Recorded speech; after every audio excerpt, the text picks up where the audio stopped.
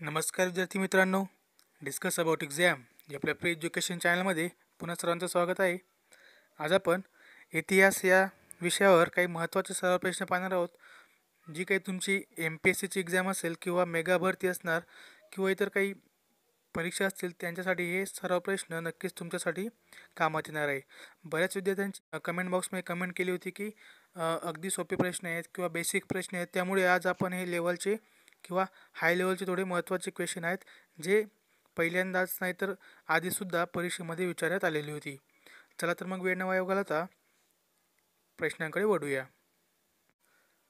पहिला प्रश्न आहे, सन 1947 साली भारतीय राष्ट्रीय काँग्रेसने फाळणी मान्य करण्याचे प्रमुख कारण काय होते? हा प्रश्न UPSCच्या पूर्वसाठी 1998मध्ये विचारण्यात आला होता. त्याचं उत्तर आहे 3.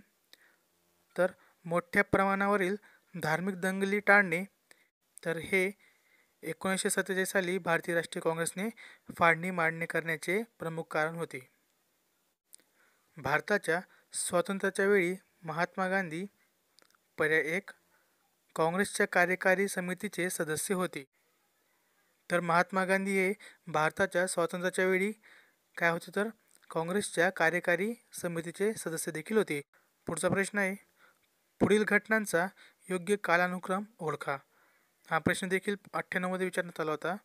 तर या ठिकाणी उत्तर आहे तो म्हणजे चौथा 2-3-1. तर कोमाघाट मारू प्रकरण, महात्मा गांधींचे भारतात आगमन आणि टिळकांची होम रूल लीग. ठीक आहे, असा या ठिकाणी या घटनांचा क्रम लागतो. लॉर्ड माउंटबॅटन भारतात व्हाईसरॉय म्हणून आले तेव्हा त्यांना अशी स्पष्ट सूचना होती की पुढील विधाने दिली आहेत, त्यामध्ये योग्य पर्याय आहे तो म्हणजे दुसरा पर्याय. तर त्यांना अशी सूचना होती की शक्य असल्यास भारताला एक संघ ठेवावे.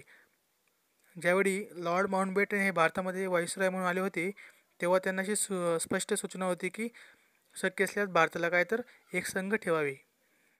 अर्ज आणि विनंत्या करण्याचे काँग्रेसचे धोरण अखेर कुणाच्या नेतृत्वाखाली थांबवण्यात आले होते? जे अर्ज आणि विनंत्या करण्याचे जे काँग्रेसचे काही धोरण होतं ते कुणाच्या नेतृत्वाखाली थांबविले गेले? तर या ठिकाणी योग्य पर्याय आहे तो म्हणजे चौथा, महात्मा गांधी यांच्या नेतृत्वाखाली थांबविले गेले होते. अखिल भारतीय पातळीवरील राजकारणातील गांधीजींचा पहिला प्रयोग म्हणजेच कोणता होता तो?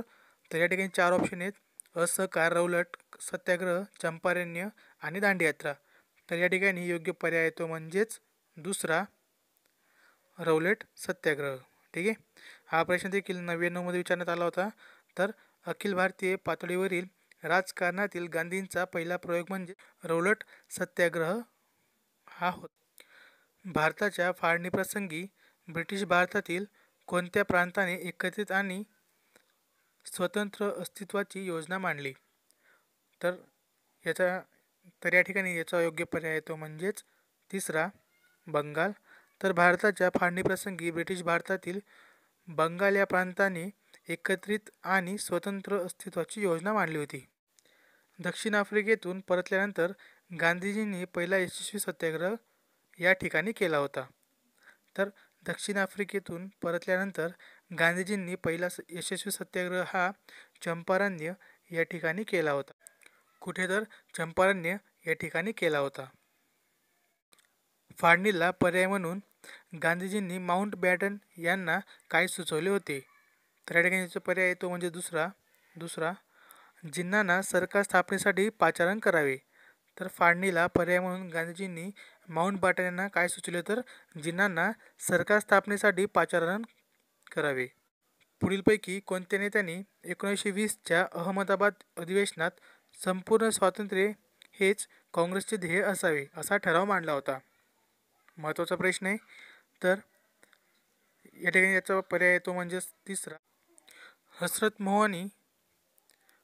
मोहानी यांनी 1920च्या अहमदाबाद अधिवेशनात संपूर्ण स्वातंत्र्य हेच काँग्रेसचे ध्येय असावे असा ठराव मांडला होता. 1939 साली अखिल भारतीय संस्थानी प्रजा परिषदेचे अध्यक्ष कोण होते?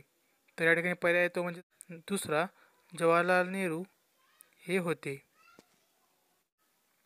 या प्रसंगात आपण हिंदू मुसलमानांना एकमेकांविरुद्ध लढवू शकत नाही. हे पुढीलपैकी कुठल्या प्रसंगाशी एचिसनचे उद्गार आहेत? तर या ठिकाणी याचा योग्य पर्याय येतो म्हणजेच पहिला 1857चा उठाव. 1928च्या बारडोली सत्याग्रहाचे नेतृत्व कोणी केले? तर 1928च्या बारडोली सत्याग्रहाचे नेतृत्व हे सरदार पटेल यांनी केले होते. मॉन्टेग्यू चेम्सफोर्ड सुधारणांवर काँग्रेसमधून टीका झाल्यानंतर काँग्रेसमधील अनेक मवाळ नेते काँग्रेसमधून बाहेर पडले आणि त्यानंतर त्यांनी स्थापन केलेल्या नवीन पक्षाचे नाव काय होते? तर या ठिकाणी त्या नवीन पक्षाचे नाव होते इंडियन लिबरल फेडरेशन होय. 1946मध्ये स्थापन झालेल्या अंतरिम मंत्रिमंडळाचे प्रमुख खालीलपैकी कोण होते? तर 1946मध्ये स्थापन झालेल्या अंतरिम मंत्रिमंडळाचे प्रमुख खालीलपैकी होते ते म्हणजेच जवाहरलाल नेहरू हे होते. आय होप मित्रांनो तुम्हाला आजचं लेक्चर नक्कीच आवडलं असणार. तर नक्की लाईक करा, कमेंट करा आणि शेअर करा. तर तुमचे काही नवीन ओपिनियन्स असतील ते तुम्ही मला कमेंट बॉक्समध्ये नक्कीच कळवा.